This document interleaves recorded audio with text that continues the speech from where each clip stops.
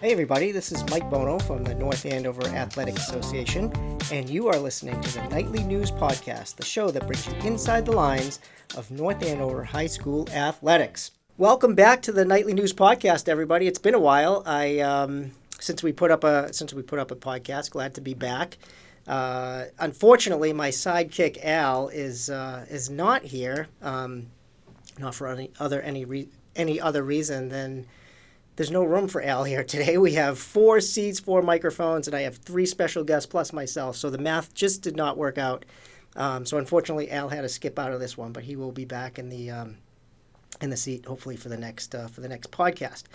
Before I introduce our 3 special guests, I do want to let everybody know that we have a night of comedy coming up on April 8th at the Claddagh in Lawrence. It's a fundraiser for the NAAA. Put it on your calendar. Tickets will go on sale shortly. Al will tweet it out, TikTok it out, or whatever he does with social media to let everybody know. But mark your calendar, April 8th, night of comedy at the Claddagh to support the North Andover Athletic Association. So with me today are 3 special guests, Shelby Nasser, Caitlin Bush, and Cassie Doherty from the HPNA girls ice hockey team. Welcome, girls, to the Nightly News Podcast. Thank you. Thank you. Thank you. Now, the 3 of you just rushed over here from a film session, so I appreciate you making the time out of your busy afternoons to come here. Now, HPNA, some people who aren't familiar with the team might be like, okay, why didn't you say the North Andover girls ice hockey team? Why'd you say HPNA? Somebody want to explain it? So it's a co-op between 3 towns. So it's North Andover, Haverhill, and Pentucket. So we're technically a Haverhill team. We practice there. Most of the athletic director, they do a lot of the stuff for us. So it's not just North Andover. We have 3 other towns with us. Yeah, that's great. And it seems like just looking at a lot of the other teams like Weston and Wayland, I think, combined a team. It seems like that's a common theme across the girls' ice hockey. Yeah, what they did is they put D1 as all the co-ops and the Catholic teams, and then D2 is all the separate teams, so Andover's D2. Yeah, okay. Makes sense. And so roughly how many girls from North Andover, Haverhill, Pentucket make up the team? Our team is 18 people, I think. I think 19. With goalies. Yeah, we have 4 people from Pentucket, and then 2 from Haverhill, and then the rest make up North Andover. Okay, wow. So, and last year you had 5 seniors that left the team, and you 3, plus one other girl from Haverhill. So 4 seniors this year. How did losing the 5 seniors last year, how did that affect you guys? Were you guys able to recover from losing those 5? Or? Yeah, it was... they were all key players, I think, on the team, especially Kat. Kat Yeltsis, she, I think, was our top scorer, maybe. But it was definitely an adjustment to come out of not having such strong players. But I think that the incoming people and even people that returned picked up the slack really well. Yeah. How many freshmen, sophomore, juniors? It's a lot of sophomores. A lot of sophomores, yeah. There's only 2 juniors, and they're both from North Andover. Okay. So a fairly young, so a relatively young team. Definitely. Super young. And despite all that, you're 7-4-2, 3rd in the conference. You're 11-5-2 overall. You're ranked 7th in the state as of yesterday. Yeah. So, you guys are having a really good season. Would you agree? Mm-hmm. Yeah. And you've played. You started off the season beating Longmeadow, right? Yep. Currently ranked 10th. You split with Shrewsbury. Yeah. Which is kind of weird because usually, when I was looking at the schedule, you lost the home game, but you won the away game. Usually it's the other way around. But, but they're ranked 3rd in the state, right? And so you guys are right there. Yeah. Yeah. Weren't they ranked 2nd when we beat them? Yeah, they were. They were undefeated when we beat them, and so that was a good one. Yeah. And the other thing that people might not be aware of is traditionally, North Andover High athletics, the teams are competing in the Merrimack Valley Conference, but with girls ice hockey, it's a little bit different, right? It's combined Merrimack Valley and Dual County. Yeah. So You're in a league with the likes of Lincoln Sudbury, Shrewsbury, Westford, Acton Boxborough. I mentioned Wayland, Weston earlier. And there's some good competition there, right? Like, yeah, we have a super competitive league. Yeah, so I was going to ask you guys. I mean, I was looking at your team has the sixth most difficult schedule in the state, just based off of opponent rankings that the NAAA comes up with. So who are the toughest teams that you guys have played so far in your division? I mean, Andover's hard every year. Like they really good defensively and really deep. They always got a lot of girls, and then like Shrewsbury's been really good this year. We expected Acton Boxborough to be really good, but I think they lost a couple of key players that didn't allow them to be as good as they hoped or expected. They were expected to be 3. I'm not sure what they are right now, but they've been doing pretty well. We beat them on our senior night the other night, though. That was pretty good. Cool. Methuen-Tewksbury is always good. Yeah. We've always had like a good competition against them, and we lost the first time we played them, and then we just tied them on Friday. So I was gonna ask you guys, like, when you look in the world stage, right? There's the winter women's hockey goes back to 1998. There've been 7 Olympics for women's ice hockey. Canada's won 5 gold medals. The U.S. has won 2. And it's always U.S. versus Canada in the championship in the gold medal game, right? So that's obviously the rivalry. Like, who is your? Have you guys established a rivalry yet? No, I feel like the big teams like consistently good. Andover, Methuen-Tewksbury. I mean, Barica-Chelmsford's pretty good almost always, and I mean we're always up there too. I think Methuen-Tewksbury would probably be like a rival for us, but it's not like the same rivalry that you'd see in like other. In other like sports? North Andover versus Andover, for other sports, like it's not as intense. Intense for us. So last year, you guys lost in the quarterfinals. It's the furthest HPNA has made it in the tournament, and you lost to Austin Prep, who was the number 1 seed, right? Mm-hmm. Yeah. So what do you think? What's it going to take this year? How do you get to that semifinal round and get to that gold medal match?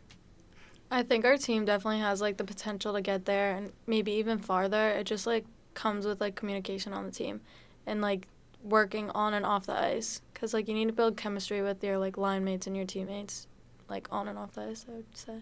Yeah.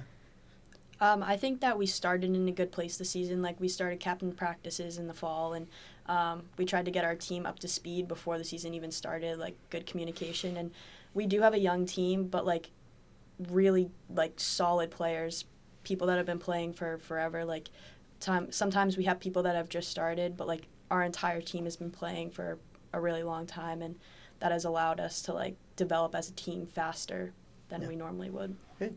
I think that on any given day, like we can beat any team. We have like the potential to do that, but it just comes with if we want to show up that day, and I hope that in the playoffs that we do. And I have the faith that we will. Yeah, no, that's great. So I was going to ask you about, I mean, you guys sort of touched on it in what you just said, but like, just talk about the culture of the team. It's like sounds like you guys had captains practices and kind of got the team together, but you as captains, like what kind of culture you try to develop, especially with a fairly young group of girls. Yeah, I mean, like at the beginning of the season, like the 3 of us, we had talked and we were like, or even at the end of last year when we were like, we're going to be captains next year, we're like, we want to change the culture, we want to hold people accountable, and like we have like done a lot more team things this year, like hanging out with our team. Like we've gone to like the boys teams games. So for North Andover, Haverhill, and Pawtucket, we go to the boys games each one. And just doing more team things so that we can build like a team culture where everyone is like, I mean, everyone like likes each other. Like we're like good friends and stuff. And then on the ice, like everyone just respects each other and stuff. So that's what's important to us. Good. Yeah. Yeah, I agree with that. We just want like a very tight knit team, because I think it definitely translates on the ice if like we have good chemistry off the ice. Yeah, and it's interesting that, because I know, like, I was talking to Lauren Lynch's mom. Yeah. And I saw her the other day, and Lauren's playing, and unfortunately got a concussion or whatever. But it is hard sometimes. I would imagine, like, having a a group of seniors, right, with freshmen on the team and just developing that culture. I mean, you guys have been freshmen before and now you're seniors, but so how do you sort of work them into sort of just the culture of the team? Well, like, I think that started, like, at the beginning of the year when we went out of our way to, like, have captains practices every Sunday, like, 6 weeks before the season started. So that was, like, 6 times that we could meet these girls and, like, get to know them. But, like, it also translated into our season. Like, we get dinner with each other. We have, like, pasta parties. We go, like, to different places together. And, like, I think you get, like, a real feel for, like, each teammate, and you just create chemistry and, like, relationships with one another, and then it, like, translates into the game afterwards. Yeah, and you had a tough go, from what I understand, a couple of weeks ago. Like, just the you guys got the bug kind of going through through the team, little shorthanded. How did you guys sort of manage through that whole situation? That was hard, especially because we have a very small team. So, like, when a couple people are out, like, we can definitely feel it, like, no matter what position they are on the team. So it was definitely hard, like, having to go into a game with, I think, 10 skaters and our backup goalie, and she did great. And I'm really proud of the way that the team stepped up, but it's, when you're down that many people, it was hard. But we just emphasize, like, everyone trying to stay healthy and, like, coming back when they're ready and, not trying to spread anything to anybody else and just, like, doing their best to come back when they can. Yeah, I mean, it's going to be tough when it goes through the whole team, and then you're trying to kind of get back on the same page, right? After a little bit of a break of legs, getting the legs loose, right? Yeah, well, I was out and I was like, I just so badly wanted to be there. I watched it on Live Barn, which is like hockey. You can see it live. But I just so badly wanted to be there, but I couldn't. I was out. Yeah, and you have 2 games left. Yeah, right. We have St. Mary's this Saturday, and then Wednesday, PLNR, which is another co-op. PBD, Linfield, and North Reading. Yeah. Okay, and ranked St. Mary's is number 1 in the state. Yeah, it's gonna be a good game Saturday. Right? Saturday, and then PBD I think is 5 or 6. Like they're right there. They're up there, yeah. They're up there. So that should be a pretty good litmus test going into the tournament, right? Where you're at, and how you feeling about those 2 games? I'm excited. Yeah. I think that, like, to prove ourselves as, like, one of the most elite teams in the state, we have to play the most elite competition. We've been preparing against St. Mary's especially for a long time, and I'm excited to, like, be able to show what we can do against them, and I hope that we can come out with a win. Yeah, and I mean, obviously every hockey team needs a great goaltender, right? Mm-hmm. Like, you need somebody who can stop the puck. Yeah. And I would say I grew up playing hockey, so goaltenders are a little bit different. Like, to be able to stand there and have pucks shot at you, like, not that I'm accusing anybody of having any screws loose, but joking aside, you talk about Juliana Taylor, who's your goalie, what she's meant to the team. I mean, she was a freshman last year. I think she was starting, right? And and she's a sophomore this year. Like, just talk about her impact. Yeah, again, like, you can't be good without a good goalie. Like, you won't survive playing at this level. Because no matter how good defensively you are as a team, like, the goalie's going to get shots after shots. I mean, she probably makes about 30 saves a game for us, and that's huge. Yeah, that's good. No, I agree with that. Like, she's definitely been key. She's made some crazy saves. Like, I've literally seen the ref goes up to her after, and he's like, how did you stop that? And I'll think the same thing. Like, she can just move in ways that, like, I don't think a lot of people can. But it's been huge having her. Yeah, I'm sure it makes a big difference, right? Yeah, she's also, like, very vocal. Like, she's behind every play and, like, can see the ice. So she tells us, like, where to be and who she sees and everything, which definitely helps our game because you don't always notice everything, and the bench can only be so loud. It's like the quarterback, right? Yeah, pretty much. And Shelby, you had we were talking earlier, like, you had a little write-up in the Tribune just about your impact on the team. You're leading the team in points. What I love, again, growing up playing hockey, I love to see that you have so many assists. Like, yeah. And so you're setting people up. You're kind of seeing the ice. So, and apparently you're really, really fast, like on the ice. Just talk a little bit about your style of play and how you communicate. You talked a lot about communication too, like how you're communicating with your line mates. Yeah, so communication, like, on and off the ice, like, Caitlin's on my line, and, yeah, we talk to each other, like, I just assisted you, like, last weekend. And we talk, like, on the ice, which is very important, but, like, also after every shift, like, we come on the bench, and then we discuss what Brooke is also on our line, and we talk with one another and, like, see what we can do differently for next shift, because we get to read the plays better and, like, know how the other team's playing and, like, set up plays better. So I think communication is, like, very important. Also, like, being able to, like, talk to Cassie, like, on and off the ice, and then she can talk to the defense is very important to us. Yeah. And have the three of you played, like, for a long time together? Have you guys? Yeah. Did you grow up playing? Yeah. Hockey? When did you all start? Like, what ages when did you guys started skating and then getting into organized hockey? I don't even know. So Cassie started learn to skate a year before me and Caitlin did. What you were I don't even probably know how I think you were 4, and then we were Yeah. 5, and then we did learn to play for a year. 6, we were 6, and I then didn't she start was 5.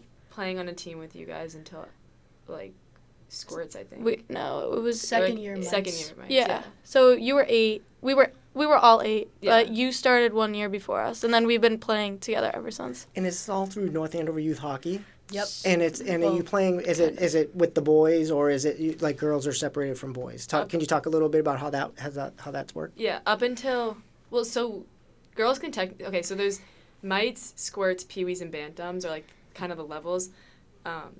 And girls can technically play with boys until bantams, but that's when they start checking. So, like, a lot of girls will stop then. So we all started playing club hockey. Was it 6th, 7th grade? Our second year of U12, second year of Pee Wees, basically. Yeah.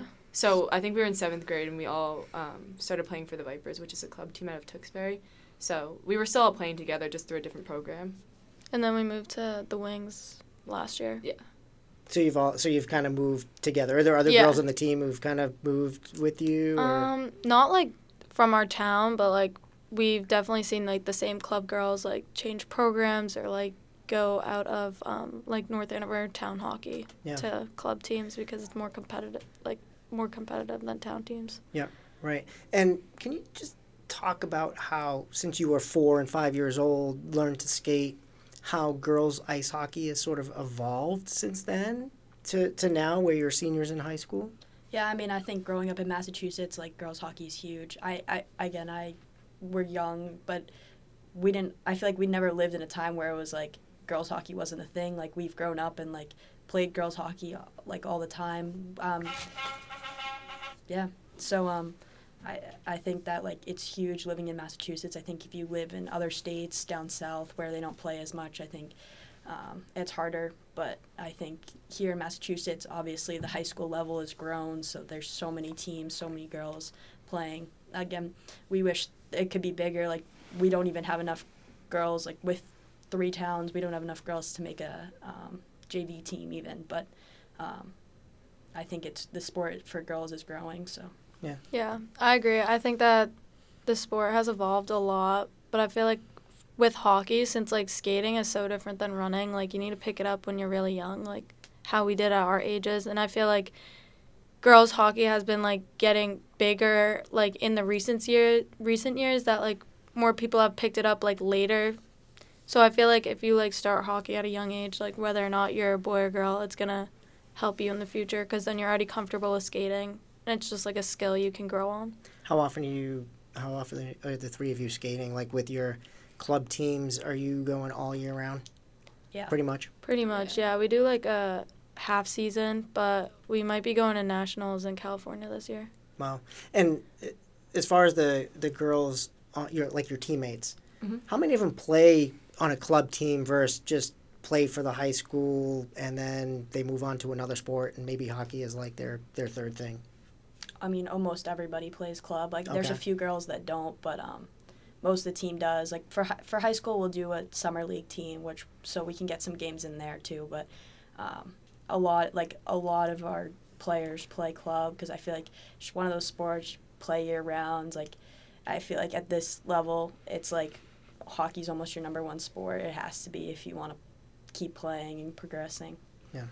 And what would you say to that parent of a, someone at NAMS at the middle school, 6th, 7th, 8th grade? They got a daughter who's currently playing hockey at some level, whether it be through the town or through some club, like coming up to HPNA. Any advice that you would give to them, kind of looking back on your experience as you entered high school?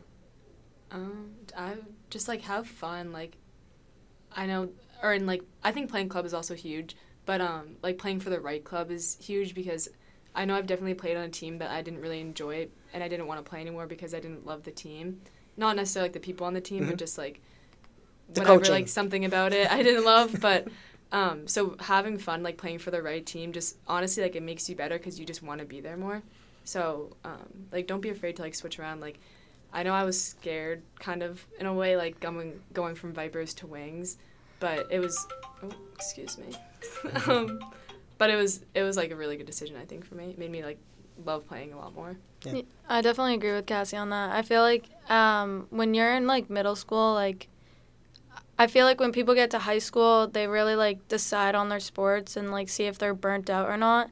And I feel like if you continue to do a sport that you love and you still find interest in and you still look forward to like doing things, you can get so much better. But you have to have a love for the game to like actually want to improve yourself and improve your team and everything. Yeah. And what other? So I know you play soccer. I know you Yep. play field hockey. Look. I did soccer freshman and sophomore year, and then I've done lacrosse. Well, it was canceled my freshman year because of COVID. So I did it sophomore and junior year, and I think I'm going to stop this year. Yeah. I just didn't, I didn't love it the way that I like hockey, so, Yeah. you know. It's hard. I mean, when you're playing a sport all year round, it's got to be hard to, juggle other sports. What else? I was going to ask you about, as you guys, so you're seniors, right? And you're trying to figure out what you're going to do next year. Do you have aspirations to play next year at the college level? Yeah, well, I think a huge thing for me in my college decision was, like, I decided I want to play club. Like, I don't want the commitment of playing, like, Division I, Division III sports. Like, I don't want to give my life to that. But I'm not ready to give up playing and stuff. So it was a huge part of my decision, and where has a club team that I can play for, and seeing what has the competitive programs and stuff. Because I've talked to a few of the coaches for the club teams, and they play some of the Division III teams, and the top 15 Division III teams, obviously they're pretty good, but like the bottom of the Division III level, like the club teams can play with them, even beat them. So I think that's like important. It was just important to me to keep playing and stuff. Yeah. Any decisions, Caitlin? I'm not sure if I've made a final decision yet, but I'm leaning towards going to UW Madison. Okay. So, that will. There's plenty of hockey up there. Yep, plenty of hockey. And how about you, Shelby? So I am like on the fence because, well, I would definitely play if I like stayed somewhere in like New England, but I'm also applying to Southern schools, which like don't offer girls club hockey, at least as far as I've looked into it. So I think it's like I'm obviously gonna miss the sport and stuff, and I want to like play, but I'm also like trying to put like my future ahead than like trying to stay in hockey. So like I want to play, but if it's not like opportunity, I'm not gonna base my college off of and where I go off of like club hockey. I love it. I love that you're thinking that way, because I think a lot of people put like their athletic aspirations, and then you wind up going to the wrong school. Yeah. For the wrong reason. The culture isn't what you expected it to be, and then you wind up trying to get out of there and go somewhere else. So that's great outlook. And what about you, Cassie? When I was first looking, I was definitely the same as Shelby. Like I was like I would like to play, but it's not my first like priority. But as I started looking more, like the schools that didn't have hockey in like any sense, I was just like not excited about. So it definitely got more important on like my list of things to look for. And I just committed to University of Denver. Oh, nice. Thank you. Congratulations. Thank you. But they have a club team, so I've reached out to the coach and I've talked to him a little bit. I saw them. They came out here a couple weeks ago and played URI, so I went and watched them. Just like, I'm excited. I'm going to try out for the team, but I'm excited I still want to keep hockey in my life. My college roommate's daughter plays for URI down there. Oh, really? Yeah. And they travel all over the place. Like, I know they go to Penn State, they go to play Michigan. Yeah, when I was talking to the coach, he said that, like, they might play, like, some of, like, the Midwest schools, so if Caitlin ends up at Madison, we might be playing each other. That would be fun. So you guys winding down the season. You got 2 regular season games: St. Mary's, Peabody, Saturday and next Wednesday. Away, home. The St. Mary's is away, so it's in Lynn, and then the home game is in Haverhill. And then the NAAA will make their decision on where everybody's ranked probably during vacation week, and the tournament will start.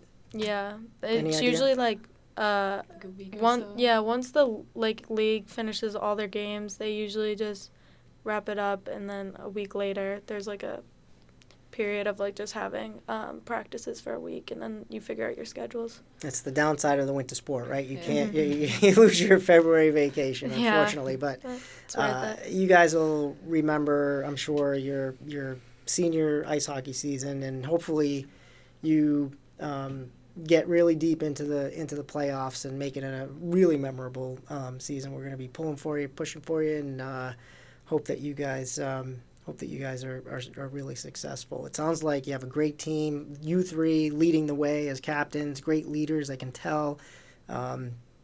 The girls, the juniors, the sophomores and freshmen are really lucky. It seems like to have 3 phenomenal captains. So kudos to the 3 of you. Thank you for coming on. Any last comments that you want to shout out to fans? Come to the game, bring cowbells. I want to shout out Pink in the Rink next Wednesday versus PLNR. It's a fundraiser for breast cancer. Cool. So we'll be wearing our pink jerseys. Everything will be decorated in pink. We'll have like a little fundraiser. So that's come great. to that. Pink in the Rink next Wednesday. Anything else? No? Great. Yeah. Well, thank you again for coming on the Nightly News podcast, and we'll be rooting you on. And that's all, folks. We'll see you for the next podcast. Thank you.